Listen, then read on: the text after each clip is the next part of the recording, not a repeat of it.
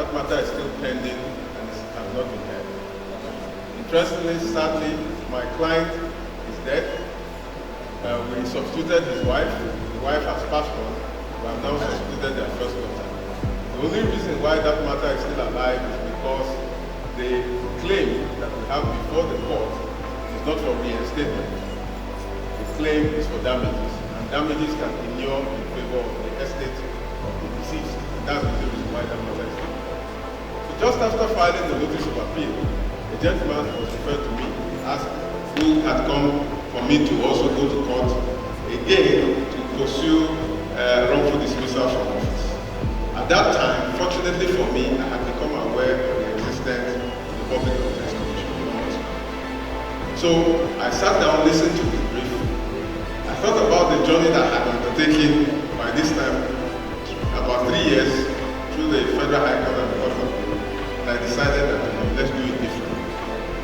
So we wrote a letter of complaint to the Public Complaints Commission. Carefully worded letter. I did write as his lawyer. I helped him write the letter, but we wrote it on his behalf. He wrote the letter, just that we helped him draft it. To cut the long story short, within 6 weeks, that matter was resolved. Confidentiality, I can't begin to give details, but summary of it is that if you meet that gentleman today, and he's still alive, and a few people have run into him, and when you say you are a lawyer, the first thing he will ask you is, do you know Agadai Raj? And he will tell you that's the best lawyer in the world. Simply because I referred him to the ADR mechanism that worked for him. The second instance, and I'll wrap up with that, so that others can make their estimation, was many years ago. My children were in a certain school, again for confidentiality, I will mention the school. And the school increased the school fees arbitrarily.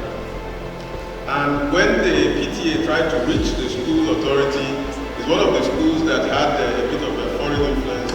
The school authority was of the view that they had connections at the highest level and they didn't have any business listening to what ordinary Nigerians have to say.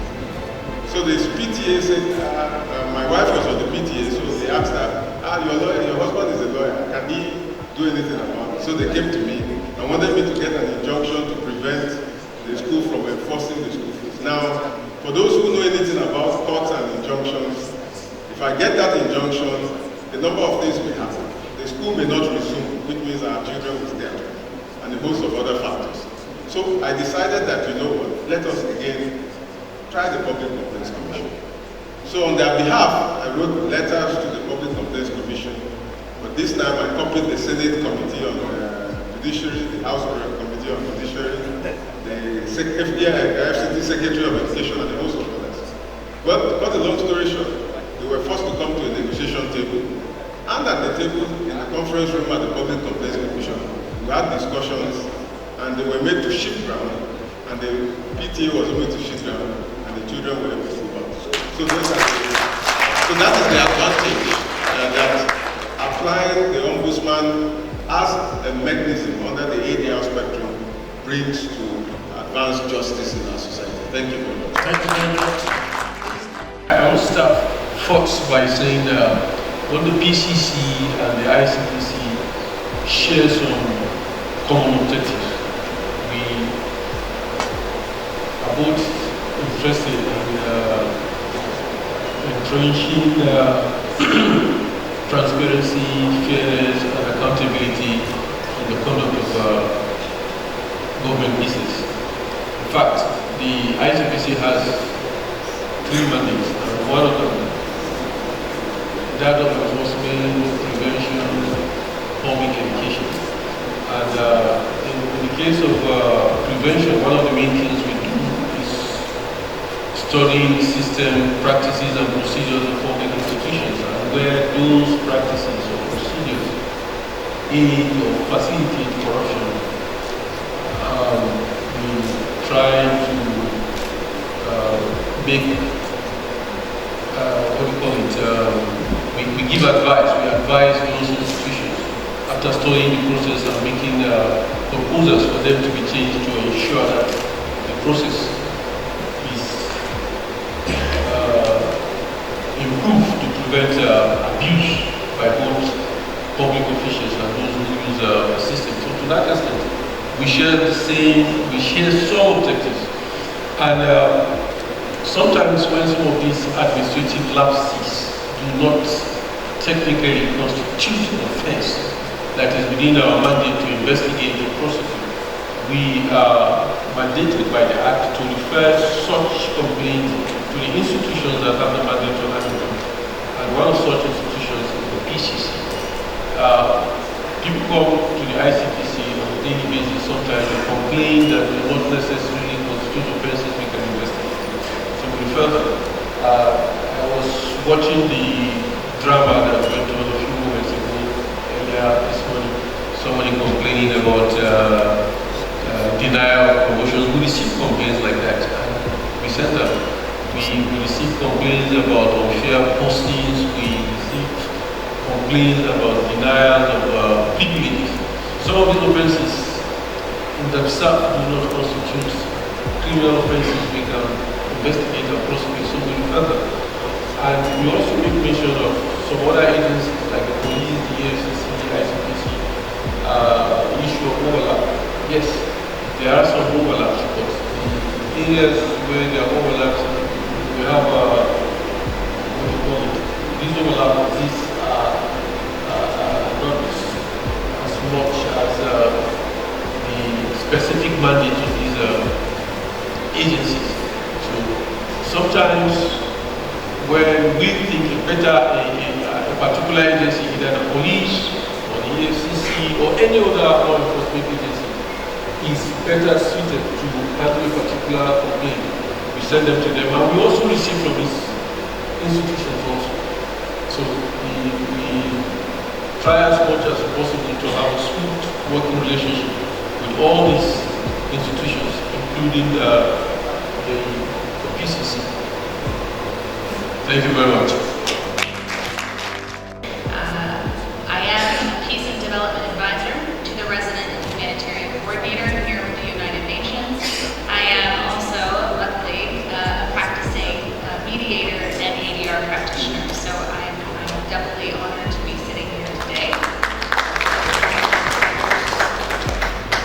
So I wanted to talk about the alignment between the work of the PCC and the Ombudsman and our work as the United Nations, highlighting a lot of the complementarity between the two and maybe just offering a few ideas about how we can further strengthen that collaboration.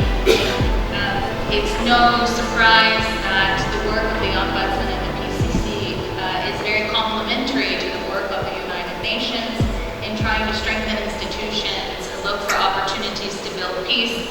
And in that, we see our support to the Ombudsman and the PCC as one that is very central to the mandate of the United Nations.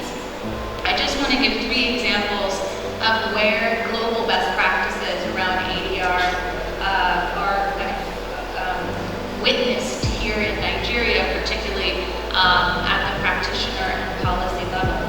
The first one is that what ADR allows is for more community-based and culturally grounded mechanisms to resolve conflict. Here in Nigeria, with a very diverse and rich local communities, diverse states with different leadership and identity groups, it's really important that ADR provides an opportunity for all members of society to seek out truth and justice, accountability and equity. So in that, we've seen other practices from other contexts, like in Rwanda or in Somaliland, where practices such as ADR were able to help local legitimacy strengthen a lot of peace-building outcomes. We have also seen that in Nigeria, and I will give an example in a few moments. What we've also seen in terms of best practices, aligning ADR and the support of the work of the Ombudsman, is looking at how to integrate the formal justice and governance systems. It was mentioned earlier by one of the moderators, but courts are heavily backlogged, and what ADR provides, particularly for communities, are opportunities to seek justice in real time in a way that's very meaningful, as our fellow panelists had mentioned in the 2 cases a few moments ago. And just lastly, I wanted to talk about ADR here in Nigeria has found a very strong home, mainly in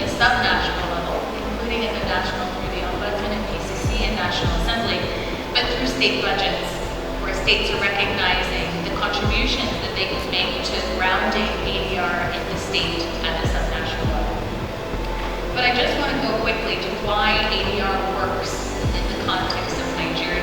Why is this an important avenue that supports and complements the work of the PCC and the Ombudsman Office? We have several examples of litigation not being able to keep up with the caseloads. And in Lagos State, as early as 2002, we witnessed the multi-door court system, one of the flagships for ADR here in the country, that really looked at the innovative approach of trying to allow citizens with many options, including mediation, arbitration, conciliation, and negotiation, to resolve disputes outside of traditional courts.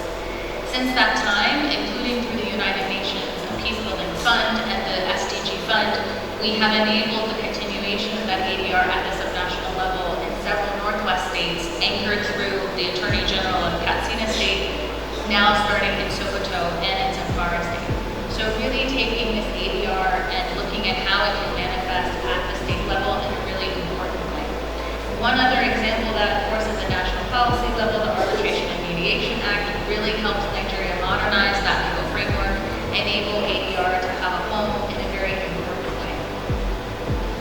One other example that we just wanted to highlight is that ADR also can help lead to more economic and investment growth.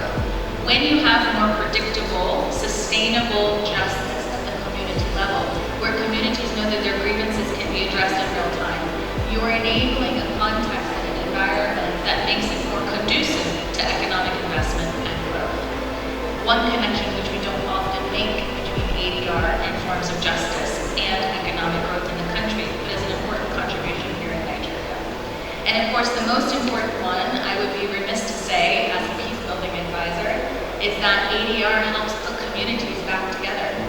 It helps people feel that they can live side by side with one another because the grievances that had drove them apart can be resolved in a much more timely and equitable fashion through aspects like mediation and arbitration. For us at the United Nations, this is crucial in support of SDG 16, of course, in looking at our overall sustainable development framework in partnership with Nigeria. So allow me to just end with maybe one key recommendation that we've seen over the years for how we can strengthen the ADR practice, which then further supports the work of the Ombudsman and PCC. We need to look at how we can really embed more of these peace building and social cohesion initiatives into our overall practice. There are community-based peace building aspects. They're using ADR, but the voice isn't really elevated. We're not telling the story very well of how it's contributing to sustainability in many communities. The stories and narratives tend to focus on those things that are not working, but ADR at the community level is actually working in many regards, and it is helping communities resolve conflicts. And it would be great for us to find a way to elevate their stories and talk about how they're supporting more stability at the community level to align closer to the mandate of the Ombudsman and the PCC. Thank you. Happy morning to the PCC Nigeria. I want to say that the PCC is a baby of the National Assembly of Nigeria. It's one of the institutions that is not under any daily supervision by any other agency of government, including the National Assembly. Because beyond the inauguration, the National Assembly waits for annual reports. But of course, the success or otherwise of the PCC depends on the National Assembly. And one of the ways in which the National Assembly aids the work of the PCC is through budget provisions. Now, incidentally, I had the benefit of both sides. As a member of the National Assembly, I participated in the committees on public petitions before I later became the Chief Commissioner of the Public Complaints Commission. And one of the biggest problems that I got to the PCC was that of funding. It had a very slim budget that would virtually do nothing. And I fell back on the National Assembly. And I'm glad to say that by the time I left office, the budget had been increased 300 times. So that improved the work of the PCC. So for the PCC to continue to function optimally, the National Assembly must continue to look at the workload of the PCC and continue to make provisions in the budgets that can handle that level of workload. Now, one of the issues which they will also do, as we mentioned earlier, is to review the acts established in the PCC with respect to this jurisdiction and some other aspects. I know that for most of the times, issues involving individuals tend to be criminal in nature, but it's not all the time. And I remember that there were times during our phony programs on radio that people did ask the question, why is it not possible for PCC to handle problems between two individuals? And after technical review, I discovered that it could well be another window for solving disputes. Disputes of course will always arise. And for civil disputes within individuals, it will be possible for the PCC to handle. But then it is not part of the mandate of the PCC at present, because it's not contained in the act established the PCC. And I think if the National Assembly is thinking of reviewing that act, that may be one of the areas that they would tinker with to make that provision the additional to the jurisdiction. Of course, the subject matters will be defined. It will not be when one individual commits a crime against another. And my sister here did speak about community peace enforcement and encouragement. And I was happy this morning when the Emir of Zauzau spoke about how much they are doing to deal with issues of complaints and disputes. And I think it's an area too that if there is greater collaboration between the PCC and the traditional institutions and other institutional means, other traditional means of dispute resolution, it will go a long way to take the requirement down. I do know that many Nigerians may not be aware of the existence of the PCC. But for those who have had opportunity to deal with PCC, I know that many of them do offer great recommendations. The other area is in by way of enforcement of resolutions and recommendations. Sometimes, people tend to look at the side of enforcement, and I did have a few challenges as chief commissioner there, but there are some enforcement, techniques available that are implied. In law, it's not everything that's written. There are some things that are implied, and I think it's an example of a case that I tried. It was between a foreigner and a Nigerian company. And they had employed him, they were owing him lots of dollars. They stopped some of the conditions of service which required that he would be paid to travel for his holidays and all that. And when it came before, initially the company tried to be intransigent. And when I had listened to both of them, and I appeared to think that there was no public enforcement, I said, well, just write to the immigrations to withdraw your expatriate quota. And they knew what it takes for you to get approval for expatriate quota. So he came back and said, please, if you allow me 2 weeks, I will pay up. And within 2 weeks, they paid the gentleman's entitlements. And both of them went away happily. Maybe the foreigner was happy because he thought he had lost his money. So there are implied, sanctions that the PCC can bring to bear.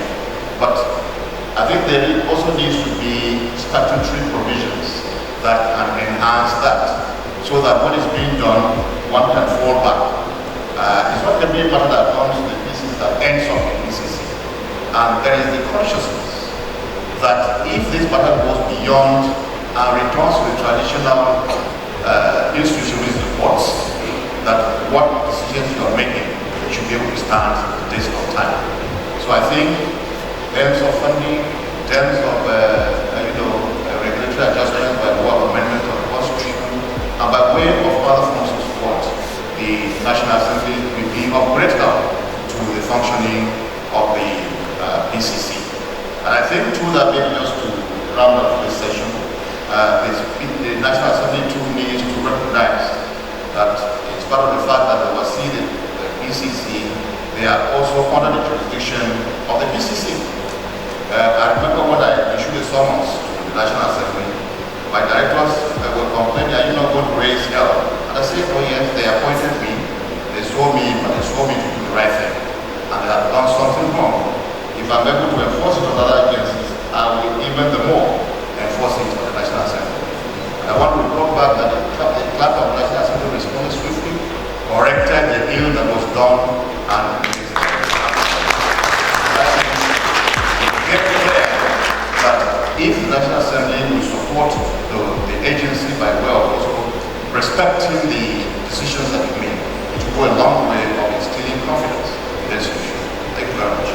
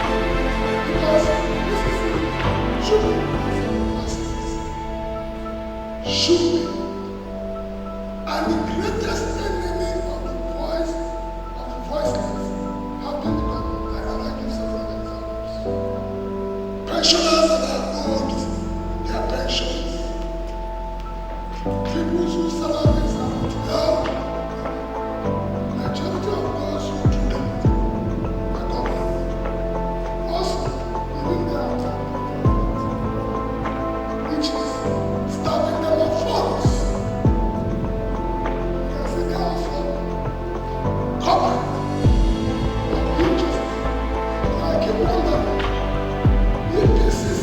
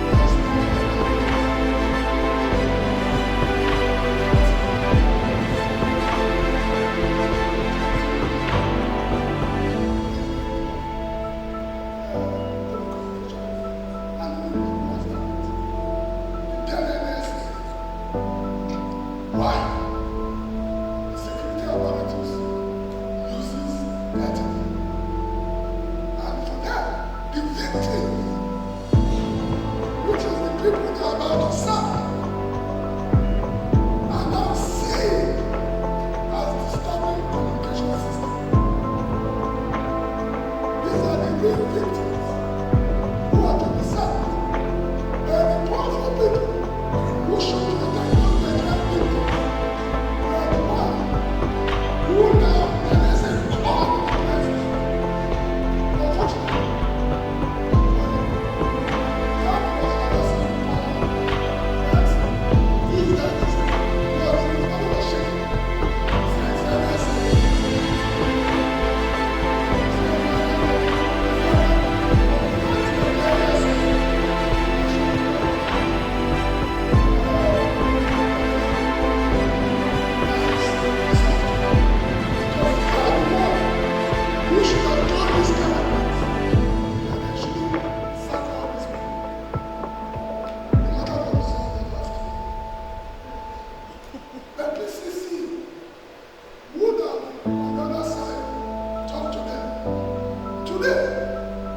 everybody has to be the victim. Having negotiated several times, most times people will say, NLC election. We must have written about 15 letters reminding government of the issues. People are not paying pension, people are not doing this. Even the agreement they have entered, they will be making. Like in the case of us, and because they have this instrument of government, the Russia is who want to destroy the academic system as we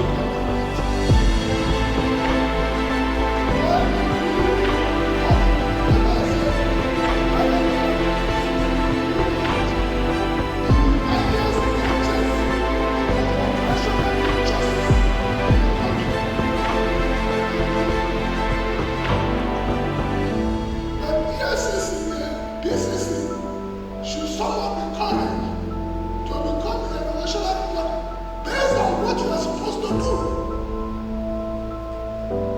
and not join to make the victims the culprit. The last example I give on was the new one I was in and there was Bishop.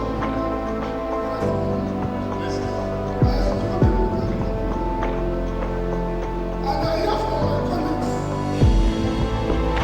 what do they want? How many are there in number?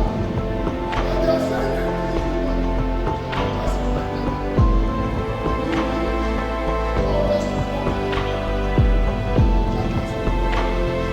what are they?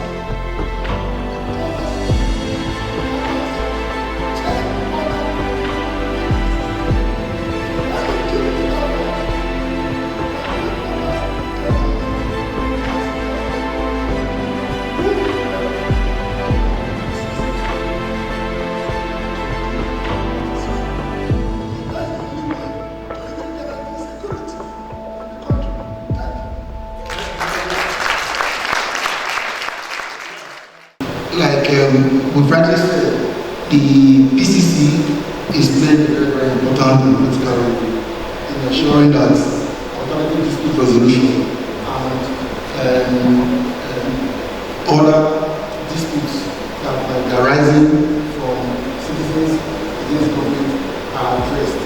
We want to also put it on record that the PCC, we want to put on record that the PCC in carrying out its efforts in adjudicating between these citizens and government should also know that they are playing a critical role as per anchoring the extrajudicial fabrics with regards to the rule of law, and it is very, very critical to the peace and the peace we enjoy in society. So it's the critical function that they are carrying, and that should also be encouraged to go forward. Thank you very much.